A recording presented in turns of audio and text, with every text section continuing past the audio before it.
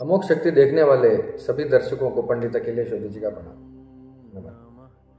मित्रों, मेरे पास एक प्रश्न आया था कि गुरुजी, मैं मंगलवार का व्रत करता आ रहा हूँ काफ़ी सालों से, और अभी पिछले मंगलवार को मेरा व्रत टूट गया, तो इसका मुझे कितना पाप लगेगा या इसके मुझे क्या हानियां मुझे इसकी हो सकती है। देखिए, व्रत आप करते थे हनुमान जी का मंगलवार का, ठीक। मेरी नज़र में व्रत की पूरी वैज्ञानिकता, इसका पूरा रहस्य थोड़ा सा हो सकता है अलग हो, आप में से बहुत सारे लोग अग्री करें न करें, लेकिन मेरा उद्देश्य सिर्फ सर्वजन हिताय है। सबके लोगों के हित में जो मैं कुछ बता सकता हूँ, जो मैंने अनुभव किया है अपने जीवन में, वही मैं यहाँ पर आपको बताने का प्रयास करूँगा। मंगलवार का हनुमान जी का व्रत आप करते थे, तो क्या इस व्रत को करने के लिए आपको हनुमान जी ने कहा?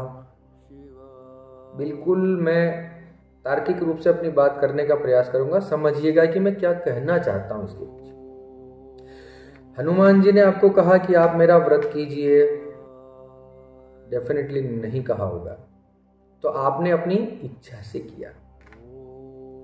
दूसरा, इतने सालों से आप बता रहे हैं कि मैं इतने सालों से जो है मैं हनुमान जी का व्रत करते आ रहा हूं, और आज अचानक टूट गया, कारण कुछ भी रहा हो, हालांकि उन्होंने बताया, कारण भी मुझे बताया कि व्रत क्यों टूटा। एक्चुअली जब वो व्रत करते थे तो शाम को व्रत खोलते थे भगवान की पूजा पाठ करके।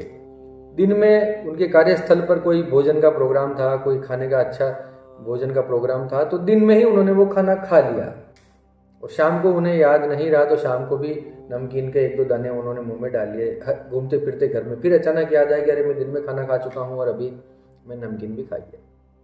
ऐसा कुछ हुआ था। क्यों टूटा, कैसे टूटा, उससे कोई मतलब नहीं है, मैं सिंपल सी बात बताने जा रहा हूँ।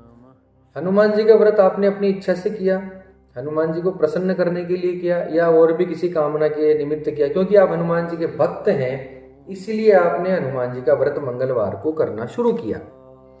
इतने सारे व्रतों में, इतने सारे दिनों के बाद अगर आपका एक व्रत टूट जाता है, तो आपको क्या लगता है कि हनुमान जी इसका पाप देंगे? आप खुद सोचिए, क्या हनुमान जी को इसकी पड़ी है कि फला व्यक्ति ने, इतने करोड़ों अरबों की जनसंख्या के अंदर इस व्यक्ति ने मेरा व्रत तोड़ दिया, तो अब मैं इसको पाप दूंगा?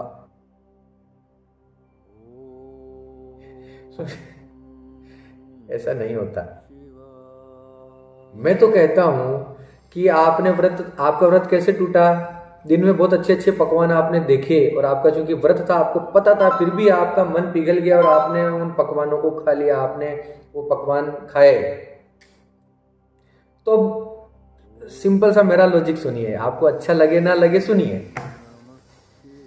मंगलवार का व्रत आप कर रहे हैं हनुमान जी की प्रसन्नता के लिए। हनुमान जी कौन है? हमारे हृदय में विराजे हैं, हमारे भगवान हमारे आत्मा में ही विराजमान है ना। आत्मा सु परमात्मा, यथा पिंडे तथा ब्रह्मांडे, ऐसा ही बोला जाता है। हृदय ईश्वर हमारे अंदर विराजमान है। हनुमान जी के आप इतने बड़े भक्त हैं, तो आप उनका व्रत करते हैं, तो आपके अंदर कहीं ना कहीं हनुमान जी का अंश तो होगा, ये तो हमारे शास्त्र बोलते हैं।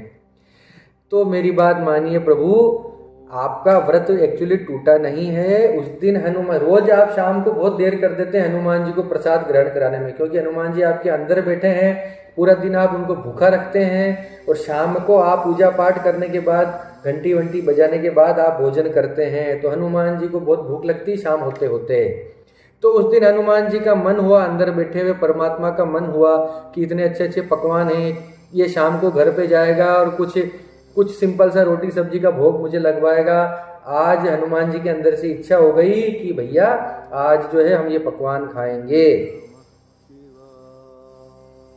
तो इसलिए आपने दिन में वो लड्डू, वो मोदक, वो हलवा पूरी, जो भी था आपका पकवान, आपने वो खा लिया, क्योंकि आपके अंदर जो ईश्वर बैठा है, जो हनुमान बैठे हैं, उनकी इच्छा हो गई, उन्होंने आपको प्रेरित किया है कि चलो भैया आज ये भोजन किया जाएगा, आज मुझे इसका भोग लगाओ। क्योंकि हनुमान जी तो अंदर विराजते हैं। पहला,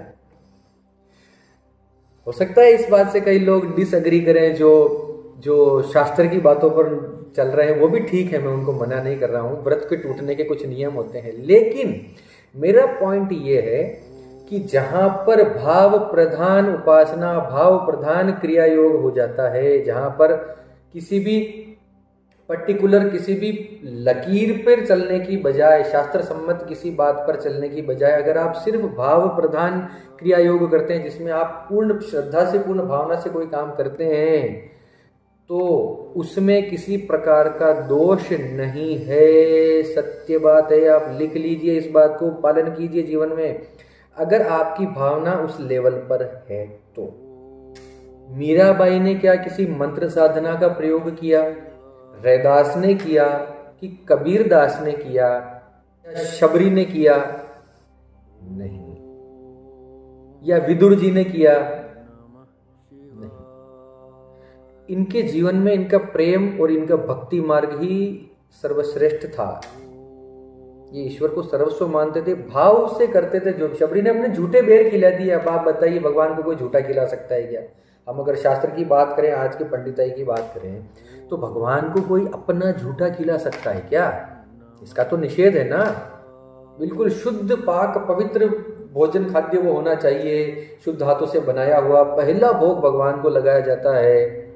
लेकिन भगवान ने तो शबरी के झूठे बेर खाए। क्यों? क्योंकि वहां पर प्रेम योग, भक्ति योग ज्यादा महत्वपूर्ण था। और आप एक लाइन से उठाकर देख लीजिए, परमात्मा ने जितना आशीर्वाद, जितना अपना तत्व का आशीर्वाद, जितना अपना तत्व इन प्रेम योगियों को, भक्ति मार्गियों को दिया, उतना मंत्र मार्गियों को नहीं दिया।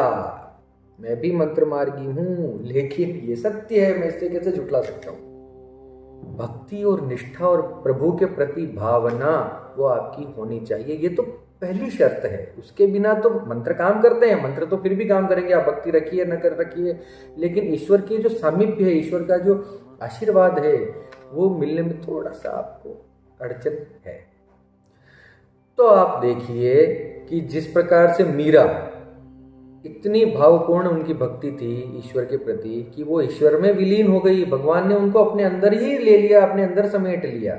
इसी प्रकार से सबको, सारे जो बुद्ध हुए हैं, जो सारे बुद्ध पुरुष हुए हैं, उनको ईश्वर के किसी न किसी प्रकार से ये आशीर्वाद मिला है, कृपा मिली है। तो पॉइंट ये है कि आप अपनी श्रद्धा से, अपने विश्वास से ईश्वर के प्रति आप जो भी कार्य कर रहे हैं उसको आप करते रहिए। दूसरा ये कि आपसे अगर कोई गलती, तथाकथित रूप से कोई गलती अगर आपसे हो जाती है, आपको लगता है कि मुझसे ये गलती हो गई है, तो आप क्षमा मांग लीजिए। उसी दिन, उसी वक्त आप भगवान से क्षमा मांग लीजिए और इसका पश्चाताप, इसकी ग्लानि अपने मन में न रखें। कोई पाप बोध, कोई अपराध बोध अपने मन में न रखें, क्योंकि ये लॉ ऑफ अट्रैक्शन के नियम के अनुसार आपको ज्यादा परेशान कर सकता है। किसी प्रकार का आप भय न रखें। कोई व्रत टूट जाता है, कोई बात नहीं, अगला मंगलवार फिर आएगा, फिर शुरू होगा, फिर कीजिएगा, कोई प्रॉब्लम नहीं है। अगर कोई भगवान, कोई देवता आपके व्रत टूटने पर आपको पीड़ा देता है, या मैं देवताओं की बात कर रहा हूँ, पितरों की बात नहीं कर रहा हूँ, पितरों का मामला पूरा अलग है, उन पे ध्यान रखना पड़ता है। कोई देवता, गणेश जी, राम जी, शिव भगवान, हनुमान जी या देवी का कोई स्वरूप हो, भगवती का, अगर उनका आप व्रत कर रहे हैं और आपसे व्रत टूट जाता है, तो आप मानकर चलिए कि कहीं से किसी प्रकार का कोई पाप आपको नहीं मिलने वाला है, कोई आपको इसका दुष्परिणाम नहीं भुगतना पड़ेगा। ये बात आप मान कर चलिए। हाँ, इसमें एक चीज ध्यान रखने की है कि अगर आपने व्रत किया है, किसी काम्य कर्म से किया है, किसी कामना के साथ अगर आप व्रत कर रहे हैं, कि जैसे लड़कियां होती हैं 16 सोमवार का व्रत रखती हैं अच्छे पति के लिए, तो वो 16 सोमवार के बीच में अगर व्रत टूट जाता है, वो क्योंकि उन्होंने संकल्प के साथ किया है कि हे प्रभु मुझे अच्छा पति मिले, इस वजह से मैं 16 सोमवार का व्रत रख रही हूँ, या आपका 13वें या 14वें 12वें किसी दिन ये व्रत अगर टूट जाता है, गलती से टूट जाता है, तो आप माफी मांग लीजिए, उसका दुष्परिणाम तो फिर भी नहीं मिलेगा। लेकिन आप अगर पूरी तरह से निष्काम होकर, क्योंकि आप शिव जी के भक्त हैं और सोमवार का व्रत कर रहे हैं, तो कोई चिंता नहीं है, कोई प्रॉब्लम नहीं है। आपके अंदर बैठे शिव जी आपसे जो कराएं कर ले, कोई चिंता नहीं। किसी कामना से, किसी घोर कामना से अगर आप कोई व्रत कर रहे हैं, किसी अनुष्ठान के तहत कर रहे हैं, तो हाँ, उसमें जो है व्रत वगैरह जो है इनका ख्याल रखना पड़ता है, वरना वो कार्य जो है वो निष्फल हो जाएगा। बस इतनी सी बात है। अलग से कोई विशेष पाप लग जाएगा कि विशेष दुष्परिणाम, विशेष कोई पीड़ा भुगतनी पड़ जाएगी, ऐसा नहीं होगा। जिस कामना से आपने वो संकल्प लिया था वो कामना पूर्ण नहीं होगी, बस इतनी सी बात है। इसके अलावा भगवान ने न तो आपको कहा है कि आप व्रत कीजिए, आप अपनी इच्छा से कर रहे हैं, अपनी इच्छा से तोड़ रहे हैं, कोई बात नहीं। हाँ, तब का महत्व है, तब काम अवश्य करता है। अगर आप इसको पूरी मेहनत से अगर अंत तक लेकर जाते हैं और इसे कर लेते हैं तो इसके फायदे आपको अवश्य होते हैं, इतना मैं विश्वास से कह सकता हूँ। मुझे आशा है कि आपको ये व्रत के संबंध में मेरी ये वीडियो आपको अच्छी लगी होगी। इसी के साथ आप सबकी मंगल की कामना करता हुआ मैं पंडित अखिलेश उदिच आपसे विदा लेता हूँ। धन्यवाद। सर्वे भवन्तु सुखिनः।